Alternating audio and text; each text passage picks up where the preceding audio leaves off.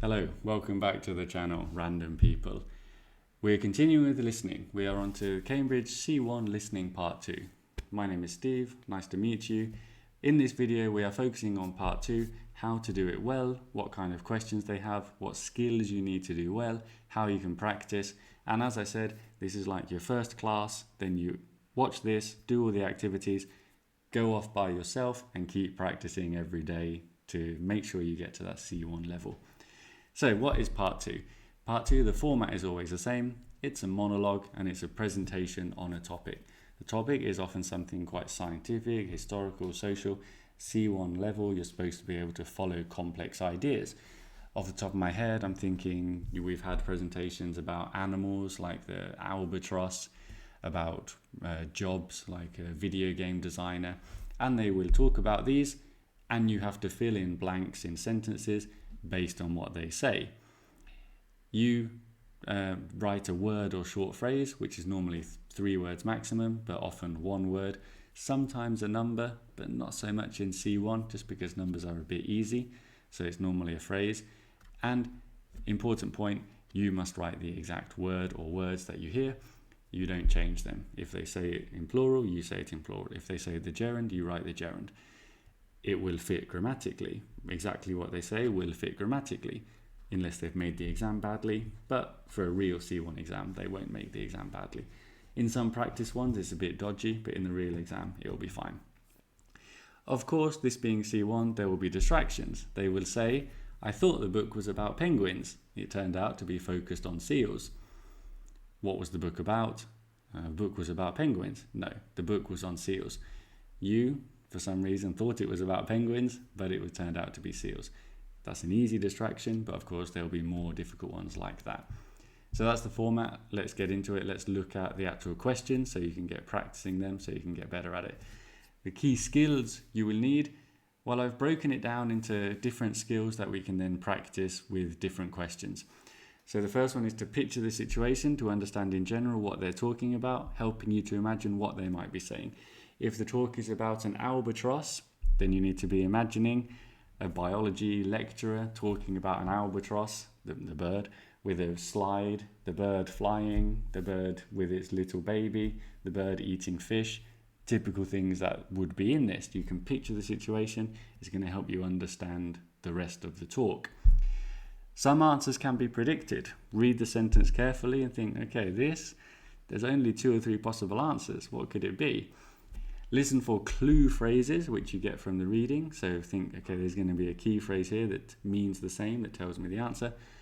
Avoid distractions and make sure they fit grammatically. As we said, it must fit the sentence that you are completing in the answer grammatically. So let's work through these one by one. First example, picture the situation. Your question is, she, the person talking, admits she had seen rather a lot of at previous science fairs. We're at a science fair. Imagine yourself at a science fair. I don't know if these are actually very common, but they're always on American sitcoms, so we can imagine it. What do you see? You see people with a diorama, people with the ant thing, the terrarium or whatever with ants.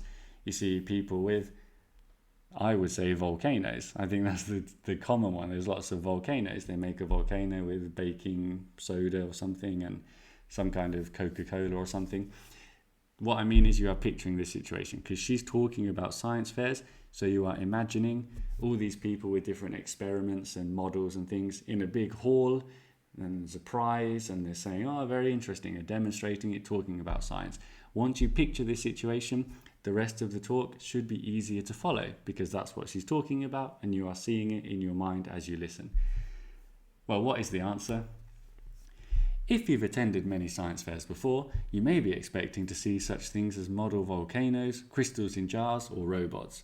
And it has to be said that a fair few robots have come under my scrutiny in my role on the selection committee over the years, but I'm certain everything you see today will give you cause for excitement. The answer is 3, 2, 1. Robots, of course. A fair few robots have come under my scrutiny means a lot of. A fair few means a lot. Under my scrutiny means she has seen them. Distractions, volcanoes, crystals, typical things at a science fair, but the answer was robots. As I said, if you're understanding all of the situation, I think it's a bit easier to catch the right word. So we picture the situation, skill number 1. Skill number 2, clue phrases. Very often you will find a superlative sentence. Example, the most striking feature of the character Carly in Ellie's first successful book, Carly, was her... So Ellie is the author talking, and Carly is the character in the book. And what's her most striking feature? So you need to listen to a phrase that means something like the most striking. You're listening for some kind of superlative idea, the best, the thing that caught my attention. What's the most striking thing? Let's try and find the phrase. Let's try and find the answer. Meanwhile, I'd been writing and drawing pictures for a children's book of my own about a girl called Carly. I sent the finished manuscript to various publishers and was stunned one day to hear that one of them wanted to publish it. To my amazement, the first edition of Carly flew off the shelves in bookshops. I think it was her red hair that made her such a distinctive character. She was a skinny little girl with super thick glasses, somewhat based on my schoolgirl self. Okay, so the features, well, we've got red hair, skinny, and glasses. Skinny doesn't really fit because you can't say her skinny, because skinny is an adjective. Her glasses, it makes sense. Super thick glasses, that's quite striking. But no, such a distinctive. Such a distinctive, meaning she is so distinctive. It's the most striking feature. So your clue here is the phrase, why is she such a distinctive character? Why is she so striking, the most striking feature? It is her red hair. That is how we know the answer is red hair, because this little phrase, such a distinctive, is like a superlative phrase, putting it above everything else. So it's not, this is the phrase that tells you where the answer must be. That's what I mean by clue phrases. Listen for the most striking, such a distinctive feature. Most striking, such a distinctive, superlative, as I've explained, to make it super clear. Now, predicting the answer. Sometimes, and I love it when this happens as the teacher, sometimes you can predict the answer without listening. On a C1 exam, I can sometimes get 1 out of 8. On a B2, I can sometimes get 2 or 3 out of 8. But on C1, it's a bit more difficult, but I can sometimes get 1. This one I think I got. The scientists who created a diesel hybrid racing car are working on redeveloping its... What part of a car would scientists be most working on? I think the part of the car that makes it go. They're not going to be redeveloping its door, are they? I mean, they could, but that's not what I'd guess. Or they're not going to be redeveloping its mirror. Parts of a car. If you're interested in motor racing, you'll be impressed by the achievements of a team who built a diesel hybrid racing car that goes from 0 to 100 in just 4 seconds. They developed a design that can also drive for 100 kilometers using just 4.5 litres of petrol. The prototype for the engine is being refined, and they say their enhanced version will soon be ready. And the answer is, of course, engine. The prototype is being refined. They are redeveloping it. Redeveloping, working on it again, refined, putting the final touches on, finishing it, working on it again. The answer is engine. If you guessed it without listening, well done. But the answer is engine, and that one, you should almost be ready to hear it. Thinking of car vocabulary, engine was the answer. And the next example is about grammar. As we said, the sentences must fit grammatically. So this one sometimes is something to be careful about. That's all I'll say. Formula One driver talks about his life. He differs from his old friends in that he has swapped what? Well, what does he say? When I go back home, I still meet up with my old friends, but lots of them have moved on too. They're living in different places or they have new family lives, so I don't get to see them so often. I suppose at our age, people are moving around a lot and doing different things. I don't think my situation is any different. It's just that I've changed jobs. But when we meet up, we still talk about the same things, like we never changed. The answer is quite an easy one, this one, but swapped, changed.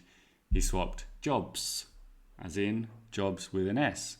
Maybe in your language, you wouldn't use an S on this word when you talk about changing something. But here you swap jobs.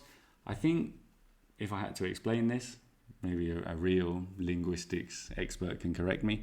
But if I'm swapping jobs, it's like one job going from one job to another job. We're talking about two jobs, so you're swapping two things.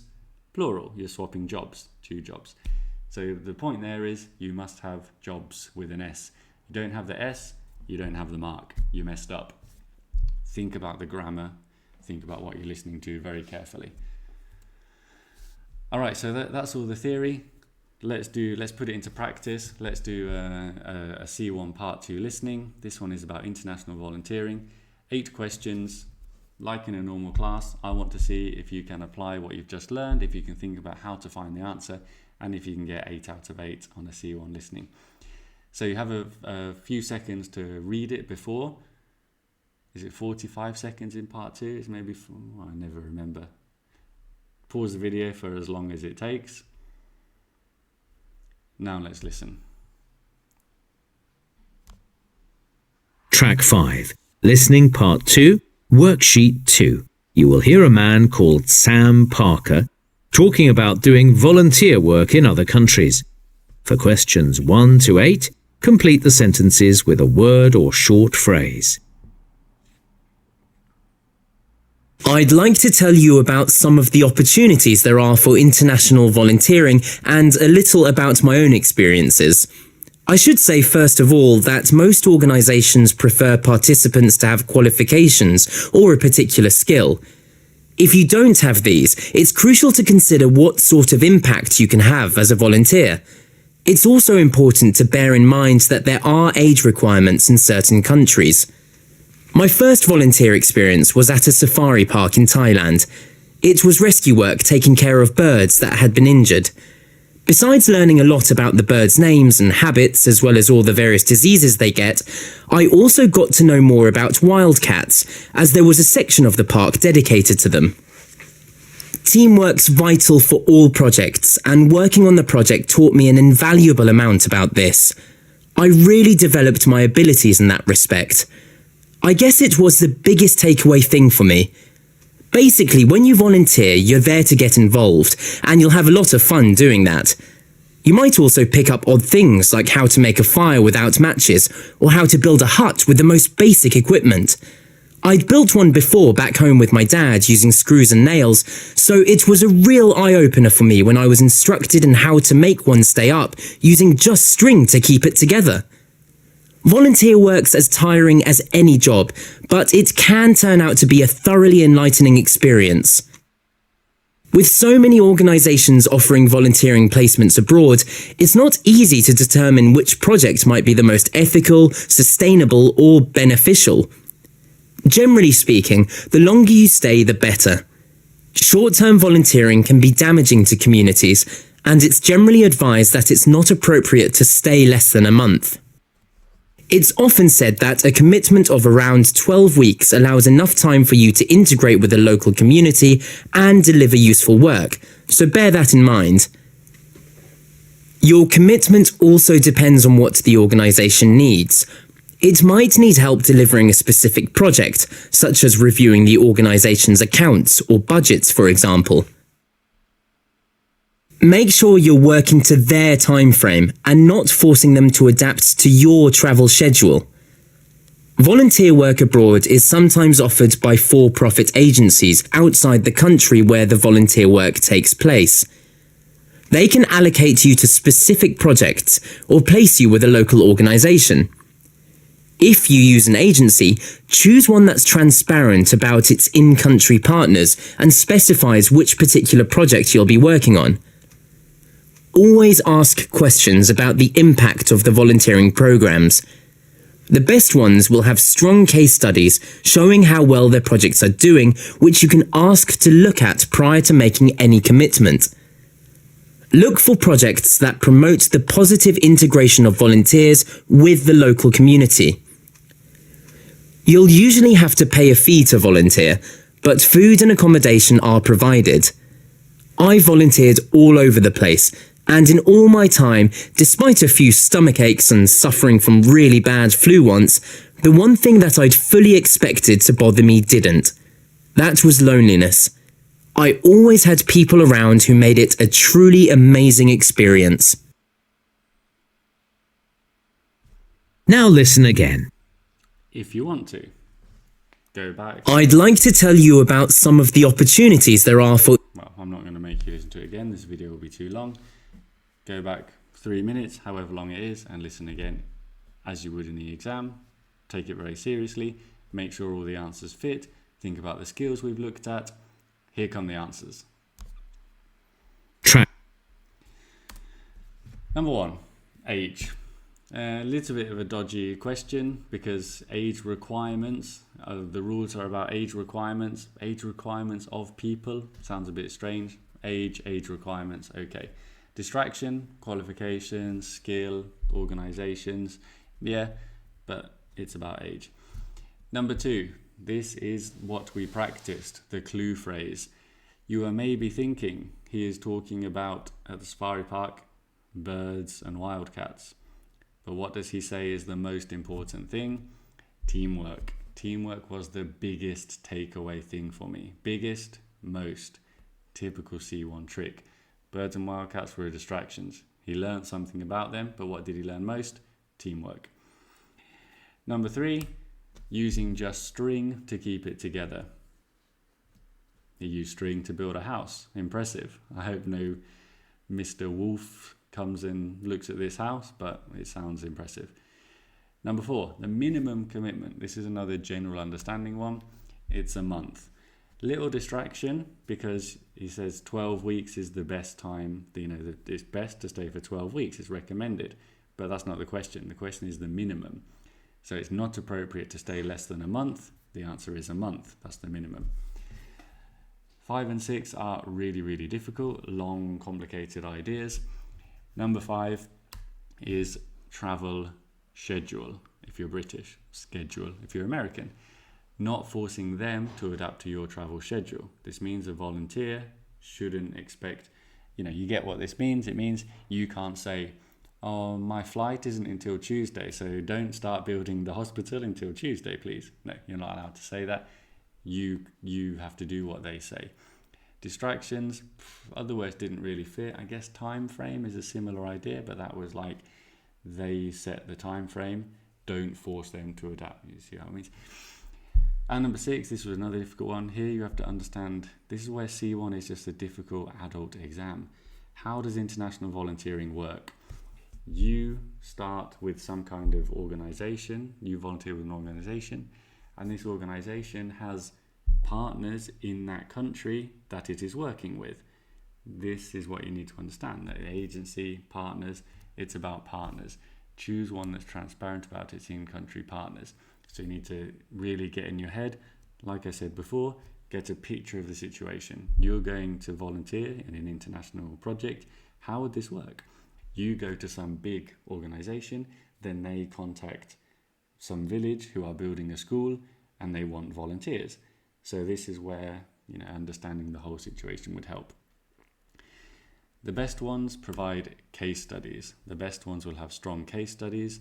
Most effective, the best ones. So it's about case studies that you can read before going, case studies which you can look at prior to the trip.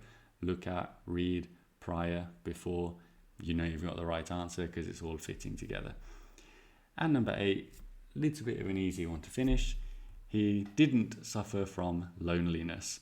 There were some distractions because he got stomach aches and bad flu, but he said what I never had any problem with, that was loneliness. Loneliness spelt like that, like a part 3 grammar question, no? Alone becomes lonely, becomes loneliness. Okay, so out of 8, hope you did well. That's part 2. Like I said, this is supposed to be a complete part 2 class. We've looked at typical questions and the skills you need to do them. We've done a part 2 exam. Now what do? Now you forget part 2 until you do the exam. No, now you keep practicing. I recommend for practicing today, writing down answers like we've been looking at. Not just the answer, write the answer of course, but then write down the clue phrase that told you the answer. How did you know that was the answer? Write down the distraction. The more you understand, the better you're getting at part 2. So don't just complete one word. No, try to understand everything. Try to really get everything out of the exam, maximum understanding.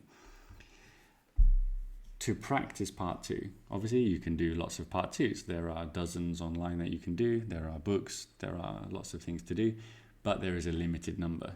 If you do one every day, in a month you might be running out. This is why you need to be doing general listening as well.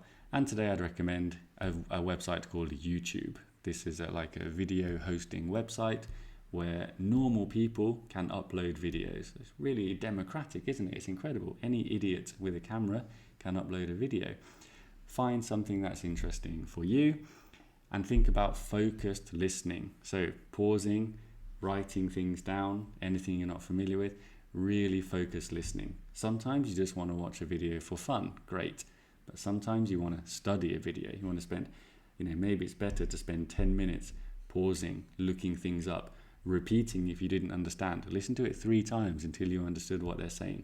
10 minutes doing that is probably better for learning than 30 minutes just watching a video with half your attention because it's a channel that you like.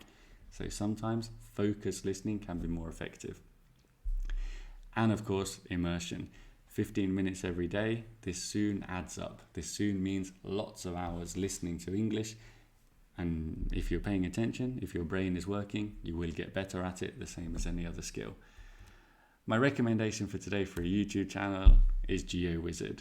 GeoWizard does sort of adventure videos, like geography-based adventure videos. The one he got famous for, the one when I started watching him, was the straight line mission across Wales, where he got Google Maps out and drew a straight line across the country of Wales and said, I'm going to walk on this straight line and nothing's going to stop me. And if there is a fence in the way, I will jump over it. If there is a river, I will swim. If there is a house, I will try and go around the house, staying on the line and hope that no one sees me. And it's a fantastic series. And he's done lots of videos like this in Norway, in America, in Scotland, in Birmingham, where he's from. He's got a nice Birmingham accent. Lots of interesting videos that you should enjoy. And of course, he speaks native English. He speaks normal, everyday English, useful expressions that you'd find on a C1 exam. So hopefully I've transmitted some passion for that. If not, go and find your own video. I don't care. I'm happy watching him. You can be happy watching something else. The main thing is a little bit of listening every day, and sometimes in a focused way would really help. Okay, that's part 2. I hope that was helpful. See you next time.